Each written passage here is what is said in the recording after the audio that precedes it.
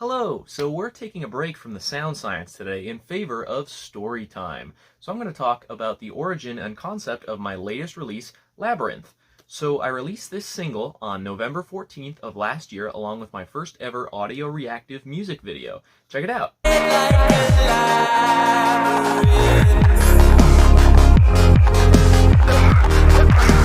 So the project was meant to be an immersive depiction of one's struggle with mental health.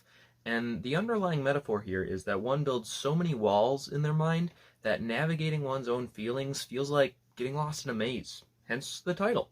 So I first composed the instrumentals for this song in the summer of 2019. I was living here in Buffalo, New York for the summer before I returned to Asheville for my last semester of my music technology degree. So I had just published my first album in April 2019, and I was in a place where I finally felt like I knew what I was doing, and my music was coming out so much more in the direction that I wanted it to go in. So during the summer, I actually wrote the instrumental skeletons for the songs that became Poster Child, A Greater Resolution, and Labyrinth, all of which are available now on all streaming platforms.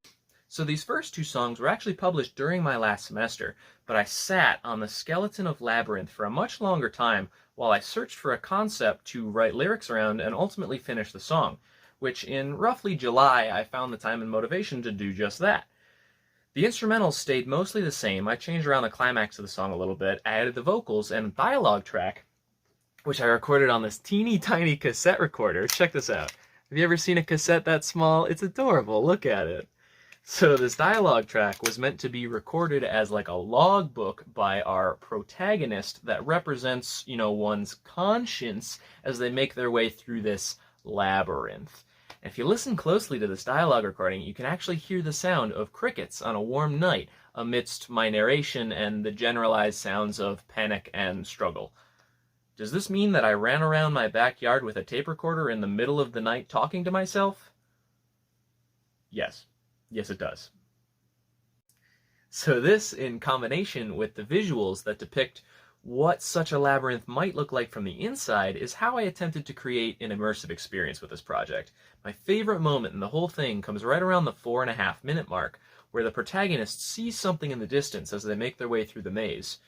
You're not really sure what it is, but it's looking at you. And this feeling is kind of bookmarked by this rhythmic shift that doesn't come back until the climax of the song, when this mystery creature ultimately tracks you down. Anyway, the song is kind of a slow burn, and the visuals only loosely portray what's really going on, but I feel like it's a much more exciting experience when you understand the concept. So go check out the song, check out the music video on my YouTube channel, and go show